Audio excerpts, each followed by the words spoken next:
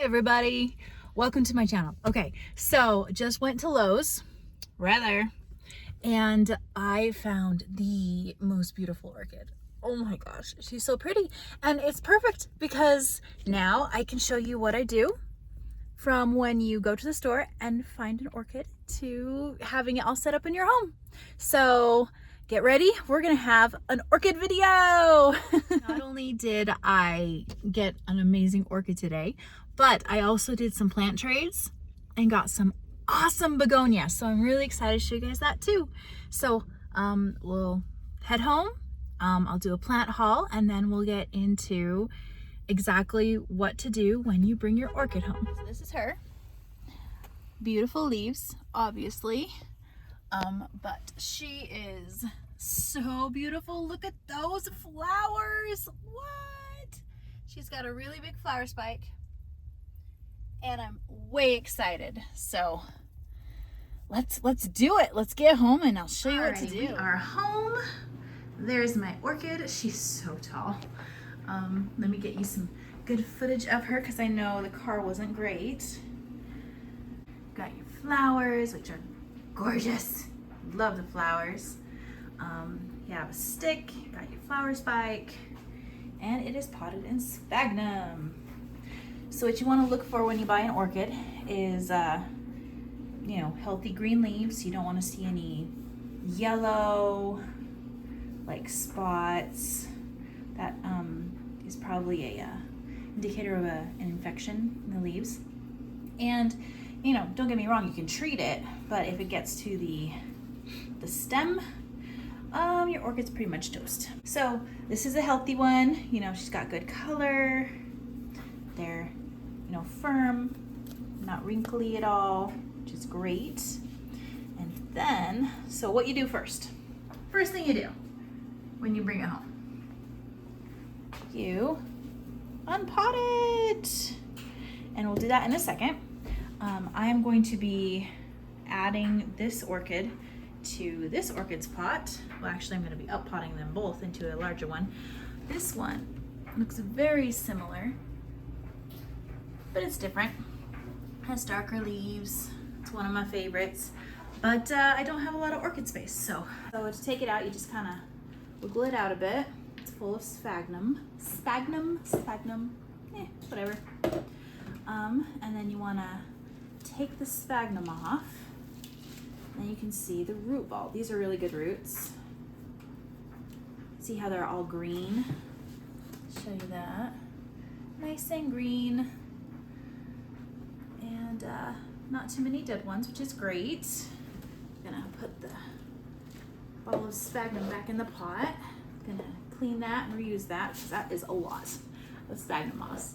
Oh my gosh. It was so very dumped in there.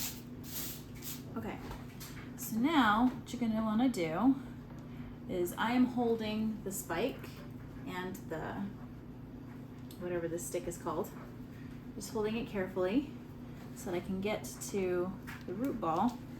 Now, I don't like growing my orchids in sphagnum. It's just not my thing.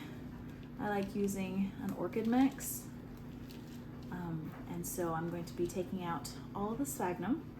Let you see what it looks like when that's done.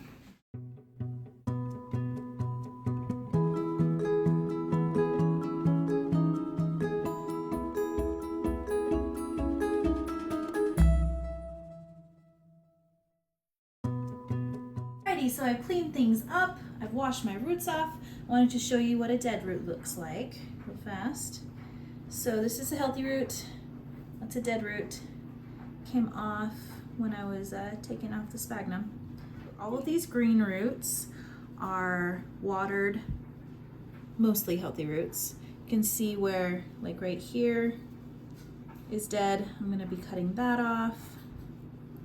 You can also feel it. So this is obviously, mushy, came right off. There's that little string that holds it. A healthy root is firm. Now this is a watered healthy root, so it looks green. This silver one right here did not get water, And that is what it looks like when you need to water your orchid. And I'll show you that a bit more later. It's a dead one. I'm going to clean that off. And you can see in here how this is a little dark right here. That's okay. I'm gonna trim that up. This is where the first dead root I showed you came off of. This is broken, so I'm gonna trim right there. And then after I trim off all the dead roots, I'm gonna be soaking it in a mixture of hydrogen peroxide, 3%, and water. I've already put a little bit in here of the hydrogen peroxide. I'm gonna need to fill it up with water. So it's 1 part hydrogen peroxide, 1 part water. And while we let that soak, after I clean it up, ooh, look at how pretty these flowers are. I will take you around and show you my other orchids. Oh, also, I forgot to share. So this is rubbing alcohol. It's in a little sprayer. I'm going to be disinfecting my shears before I cut off the dead roots, just because we don't want to spread disease or anything like that. And a clean cut is a happy cut. What you doing? What are you doing, Jade? What's going on, kitty? You're so cute. Oh gosh, you gonna get me. Oh, here comes Daisy. Hi, Daisy. Should take a look at you too. Daisy, what are you doing? What are you doing, good girl? What are you doing? Yeah, you're such a good dog. Yeah.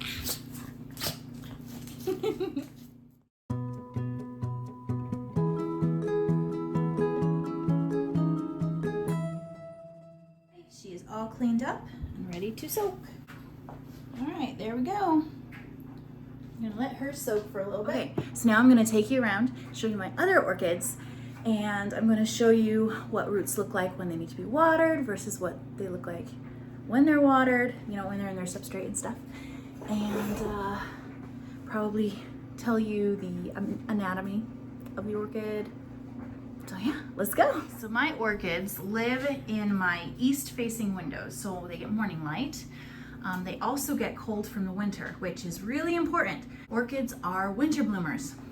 Flower spikes, again, you know, year after year, they need that cold. So I just keep them in my window because we obviously get cold.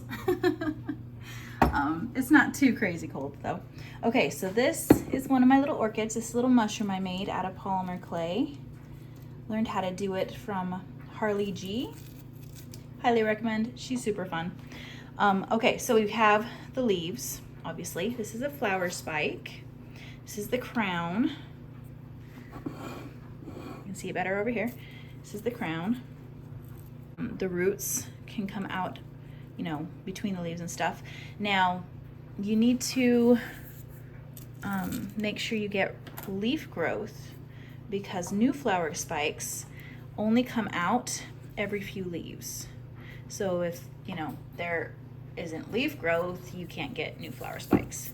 It's a little dusty. This one was just watered today. And you can see, let's see that green right there? That is a root. It has been watered, it is happy. That one is kind of yellow, but you know, it's good. This isn't the best example of roots, but it's great for flower spikes. This is an old flower spike, and you can see that I cut it right before, I don't know what it's called, I think it's a node. And hopefully, if it decides to, it can push out another flower spike branch from that flower spike. Here's another one. And you can see right here where there were 2 flower spikes, and I cut this one off because it was all dried up. Anyway, so that one might bloom again. We'll see what she decides to do. This one is one of my favorites. Well, really, they're all my favorites. I only buy orchids and if I absolutely fall in love with them. But this one's really fun. Excuse the cat hair. Oh, you can see right here, that this node is activating. It's gonna put out another branch that will produce flowers. It's gonna branch off, I believe. Oh, so it's gonna be awesome. Oh my gosh, there's so many. There's that one, that one, that one, that one. Wow, she is really doing lots. There's an old flower spike right here, and then there is several leaves, and then this flower spike, and it is putting out a new leaf right here. Can you see that little baby leaf? And she's just doing the most. You can see some roots sticking out of the pot, which is normal, coming out by this flower spike. See how silver they are? That is what roots look like when they need to be watered. And you can see how silver the roots are in this pot. At having the correct medium, correct substrate, and the correct pots, and the right type of water really make all the difference. So you see how they're so silver? Alrighty. I'm actually gonna water that guy. I held off to make the video. This is just my plain tap water. I'm really fortunate. Don't have any additives like chlorine or anything like that added to our water. We live in a very small town by the mountains, so we just get our water from an aquifer, which is pretty fantastic. Now, if you want to find out what type of water you have, if you have any additives or anything, you can ask your city for a water report, and they will give it to you. And it will tell you everything that is in your water. Just let it soak for about 20 minutes. Today I added ProBlend orchid food. I just took a pinch of it, put it in its water, and I let it soak. And that's how I water my orchids. Alrighty, and then we have this little guy. I got this one for Mother's Day, and it's so tiny. It was watered today as well. It was starting to get really, what's the word? Dehydrated. And you can tell when your orchid is dehydrated because the leaves will get really wrinkly, really soft and really wrinkly, versus, you know, how these are really kind of taut and there's not any wrinkles. That's when you can tell your orchid really needs water. So I water this one twice as much as I do my others. One, because it's small, has small root system, and it just needed it, I guess. And then we have this beautiful orchid right here, and she is a good example of an orchid shedding a leaf. So this is normal. Orchids will shed their bottom leaves every once in a while. They'll just get yellow and crispy and then fall off. Now, what you want to make sure of is that if you start having yellow leaves and the newest leaves, then there's something wrong. But when it's the older leaves, you're totally fine. This is a mini orchid, and that refers to the size of the flowers. So these, you know, are really tiny. The leaves and the root system get just as big as the full-sized orchids, but the flowers are tiny. So you can see there's a drastic difference. I can't talk. The flower spike size as well is much larger than in the mini orchids. I like to keep the little ones on my kitchen windowsill because there's not a lot of room. Oh look, you can see that this flower spike is activating, and that, oh, we're getting so many flowers. I love it. Excuse the dryer sounds, but this is my white large Phalaenopsis orchid. I've had her for quite a while. She is, you can see all of the flower spikes. Oh gosh, so this happens because when flowers are growing and when they're in their bud stage, they turn towards the brightest light. So what I like to do is when they were coming out, I like to kind of churn it every few days to make it fit, because I only have so much room, and if I can make it curve, it's awesome. But if not, like, you'll have really, really, really tall flower spikes. So you can see how this one is kind of curving, and then it sent out another shoot. You can see it over here. You can see where I cut it, and then this node activated, and it brought out these. And we have a little baby bud right there. Not sure if you can see that. And it was turning towards the window, so it has a new leaf coming out. Now, orchids need more light when they're growing leaves than when they have their flower spikes. So if you want to keep them like in the window until they start to bloom and the blooms come out, and then you can move it somewhere. This one is happy in my east window. She's in a big orchid pot with a collar that I made that I need to redo because it's kind of all over the place, but it's okay because it's really hard to find really big pots. This is the biggest pot I could find. Got it on Amazon from Repot Me, or you can just go to repotme.com. And I don't need to water her very often at all because her pot's so big. Good, right here. Oh, I'm gonna grab her so she's not backlit. Put her on my washer. All right, she's so pretty. Oh my gosh, so pretty. And you can see how, well, that flower is going. Let me take it off. You can see how the buds are turning towards the light. Well, if it was over there, you could see that, but yeah, you can kind of see how they're turning that way. She's so cute. She only has 2 leaves. She's kind of been on the struggle bus, this one, for a little while, but she's doing much better. No new leaf growth. Watered her a little bit ago, so you can see that green root right there. Got some other ones right here.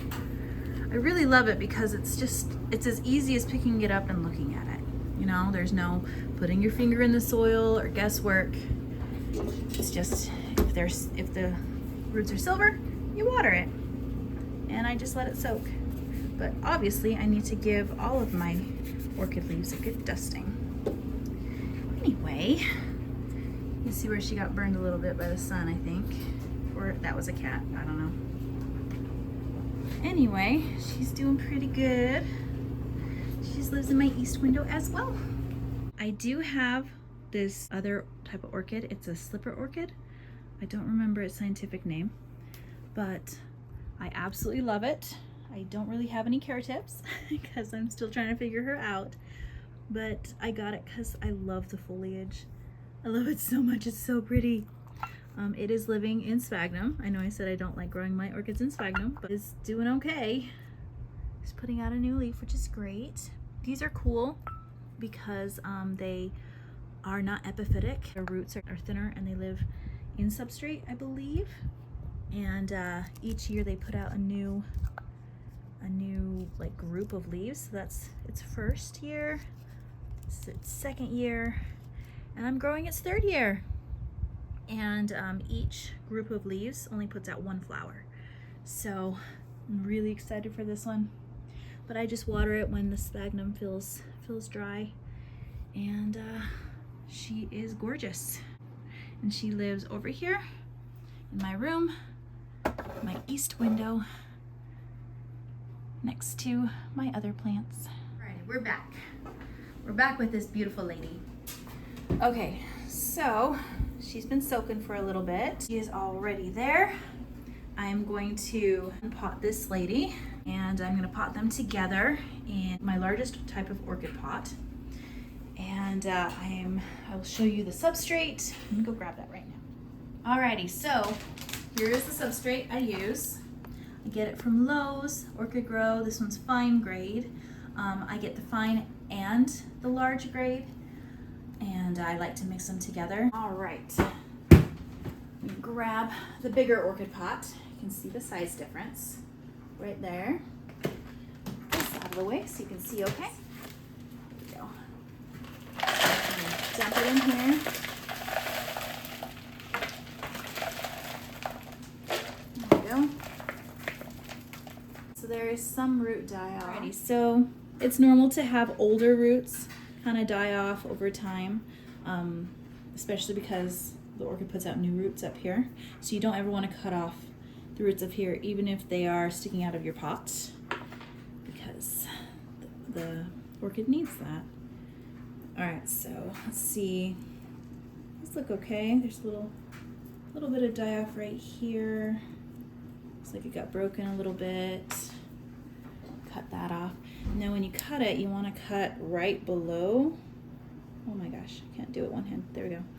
Right below where it is. And right there, here.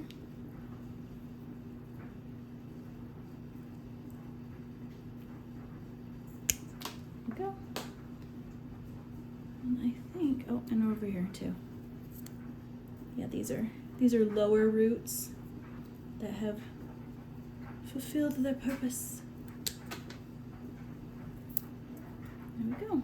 All right, she is all set. I'm gonna just right here too. Let's see how it's kind of dead right there. Actually, so I cut into that one a little bit, which is okay for you to do, but you need to let it callus. She is all ready. I'm gonna set her in the hydrogen peroxide for a second while I get everything else ready. But her leaves look healthy, a little bit damaged. It's okay, because that happens, because my plants live with animals and kids and me, to be honest. It's so pretty. This one's awesome. It the leaves feel succulent-y, like they're really thick. Oh, I love this one. And it's gonna look so good with the other one. All right, let's put her in the hydrogen peroxide for a second. Work on this lady. Okay, so we have the substrate that was in the other orchid pot. It's the bigger stuff, and it's still good. You can tell it's bad if like the orchid bark pieces start to like disintegrate or smell a little rancid and stuff, but this one's still good. So I'm gonna put a little bit back in here. So about right there. Put this one in first. You know, you put the bigger thing in first and then the smaller thing. I found that works well with most things. I was terrified to start collecting orchids. They were just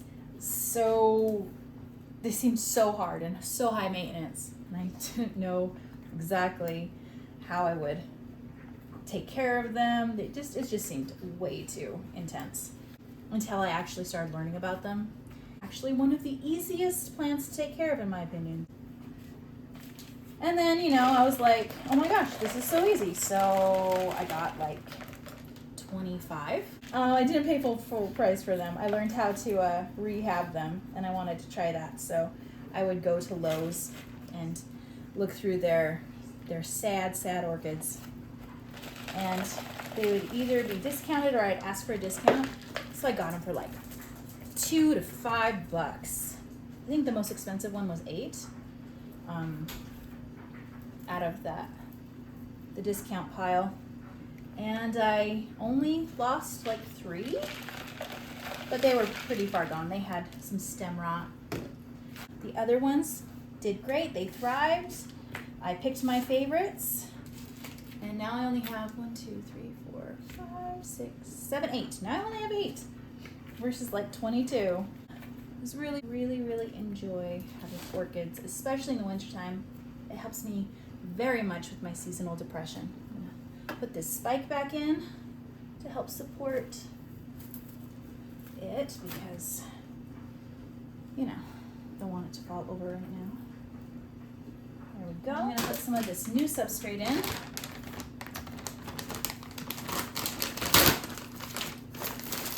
Just kind of dip the leaves a little bit and dump it in.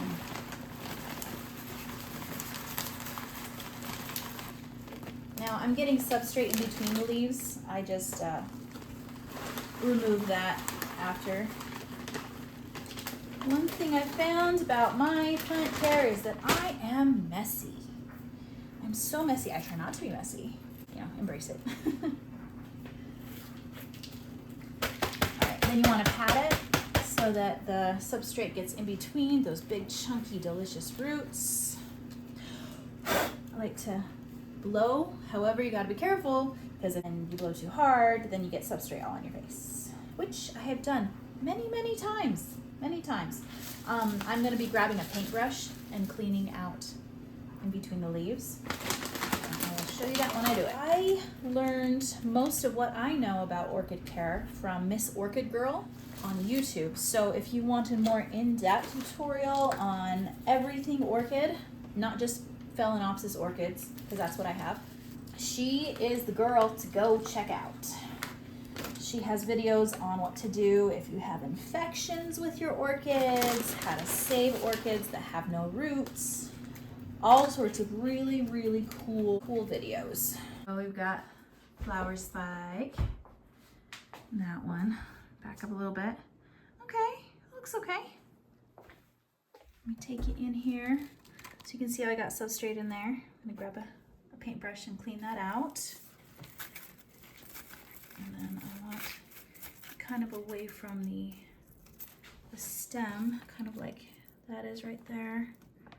So remove some of that. But yeah, I think these two are gonna grow really well together. I like the contrast of the deep green with the bright green. And who knows, this one might change as it gets used to my lighting. Right, we're back with paintbrush. All right, see how I'm kind of cleaning this out. Alrighty, pretty much all clean. There we go. Get that out of there. Wait, is there stuff in there? There is. Come on.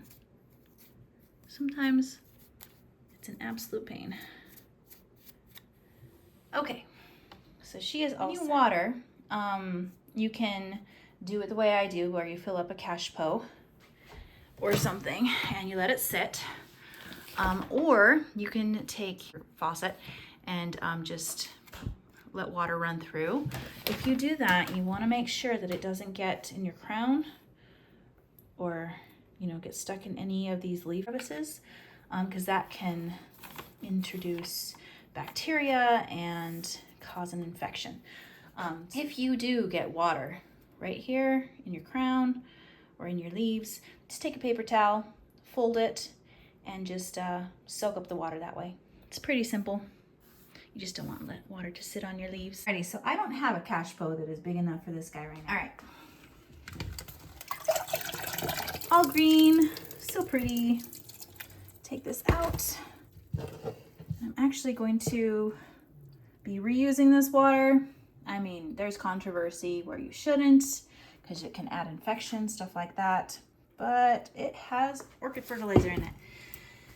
And my orchids are healthy, so we're gonna take a risk. Do I do I recommend doing this? No, but I'm gonna do what I want. So here we go. And I've reused water before. There we go. Okay, so you can see how I'm just kind of going around it.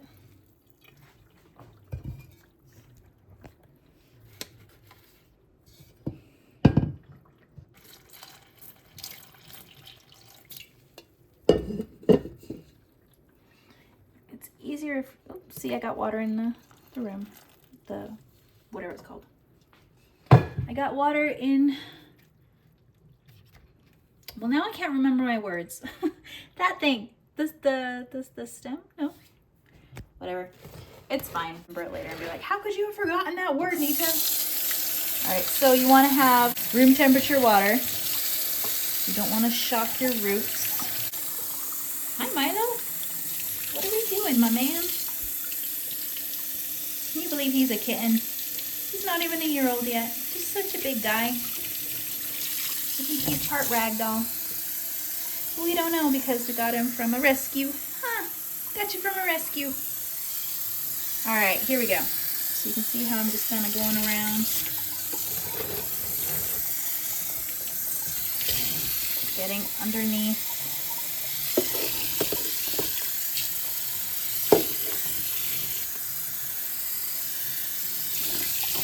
This is perfect because now I can show you how to get water out of your crown. That's what it's called. It's called a crown. All right, I'm gonna leave it there to drip. And let's go get a paper towel. Right here. So I've got my paper towel. Just gonna fold it so it has a point. And then just gently soak up all that water. I'm gonna wipe my leaves at the same time. because poor things are dusty. Do you guys get more dust in the springtime? I swear, we get like 3 times the amount of dust because all the animals are shedding and the people are shedding. And all of our fans are going. So, all right. Well, if you guys have any other questions, please feel free to ask in the comments. I would love to answer. I know I must have forgotten something. I really, really love orchids. They're very, very hands-off. I think I water them once a week, maybe. The little one excluded. I think I do it twice a week for the little one. So pretty. Their leaves remind me of Hoya leaves, just bigger, which I really love. Alrighty, there she is in all of her glory. Love it so much. It's so fun. In an east window. So, and she also is going to be getting light from this grow light. Nice.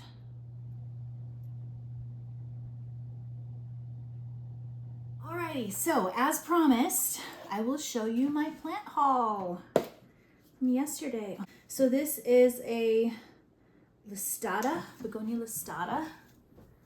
Oh my gosh, it's so pretty. Look at that. So fuzzy. Oh my goodness, it's so pretty. I traded 2 begonias and an alocasia scalprum and a Anthurium doriaki crossed with dark forgetii for all of these cuttings. Oh my gosh, look how silver this one is. What? It's so pretty. This is Amphioxus crossed with Rubite. Oh my goodness, it's so pretty. I am collecting begonia, specifically like terrarium begonia, because I have a very large terrarium that I am making and I'm filming it. So you guys are gonna see that, but I gotta fill it with fun plants. Oh my gosh. Okay, so there's this one. See if I can get a good leaf. It's cute. It's not show-stopping like the others, but that's okay. It's got a cute leaf shape. Oh, here we go. This is a nice one. Let's see. There you go. Kind of red. Not sure if that's showing up, but she's cute. She's very cute. I cannot say it with Ankochi. Something like that. And then we got one more. If I can open it. Oh my gosh. This one's so pretty. Look at that. This one is the Rocky. Begonia Rocky. Oh, it's so cool. Dude. It's so cool. Alrighty, well, I am going to pot all those up. Give you another look at them. Pot them all up and get them propagating. I'm so excited. Hey, kiddo. What's going on, Dade? What? You're so funny. Okay, let's propagate some begonia. So you can propagate begonia in sphagnum, in soil. I prefer perlite, just being able to see it better. I like being able to figure out the watering more, and it comes off really, really easy. So I'm just taking off loose little bits that are around the begonia. Oh, this one's so pretty. I'm so excited. Okay, so I just take a cup, a glass container, put some large perlite in it, and then just kind of put her in there. I could try and propagate this from each leaf, but I think I'm just gonna leave it how it is. All right, now this guy. Oh, this one's several cuttings. Nice guy in here. Okay, I think think I might just, yeah, just broke that just because it was pretty tall. And we're gonna, same thing to this one. Just broke it. Put her in. And then I'm gonna do the same thing to this one. Just kind of break it. And place them in. And then I'm going to backfill with perlite. Oof. Goodness. And then after that, I'm going to be putting them in a high humidity space. So probably under a cloche because these are new.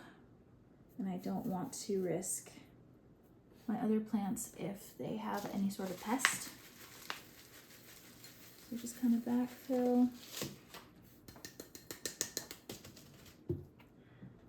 Now with my begonia and my Hoya, when I propagate in perlite or in pon, I like to fill the water up all the way to the top. And the reason why I do that instead of just propagating in water is because when the roots come out, they're tougher. They've been exposed to the rough surface of the perlite or the pon. And if I want to repot them into something other than, you know, water, perlite, just like aroid mix or, you know, any type of soil mixture, their roots have a higher success rate of being able to handle it and not dying off, especially because I like to wait till they're well rooted before I repot them. So this is kind of a way to make your roots have more success after you repot them. This leaf fell off. I'm just tearing off a dead part. And I'm just gonna set that in the perlite because the cool thing about begonias is that any part of the plant, pretty much any part of the plant, you can propagate from, and it can grow roots and grow its own little plant. So got this one. It's gonna fill it up with water. Got my little squeezy bottle. Just getting all of the perlite damp. All the spaces. Fill it all the way to the top, which will go much faster if I take off the lid. So there we go. All right, so I've put these in perlite. I'm gonna put a little bit over their stems, a little bit more. The thing with begonias is when you have them in high humidity, you wanna be careful that their leaves don't touch any of the plastic because the leaves can melt. One right here, I'm gonna be putting in this bag. Thought I'd show ya. And that's what I'm gonna do. All right, so I'm gonna need to blow up the bag a little bit. Let's see. So nothing is touching. And there we go. I'm just gonna put her under a grow light and hopefully she will root out like crazy. So here's these two all set up. I found a little tiny plant in the, this little guy, in the moss. So that's cool. Also, I found a mystery corm. What? It was just hanging out in the moss. I got a little mystery alocasia. That's fun to keep you guys updated on what that is. Awesome. Okay, so I put it in this cloche. I was careful so that the leaf is not touching the plastic. I'm just gonna put it right up there by grow light and by my clarinarium. And then those begonias are going to be living right here where I have lots of things propagating. It's got a little light and it gets all sorts of warm right there. So there we go. Thank you so much for watching this video. If you made it all the way through, you're awesome. If you have any questions or anything else, feel free to leave it in the comments. And if you want to like and subscribe, that would be awesome. I hope you all have a great day.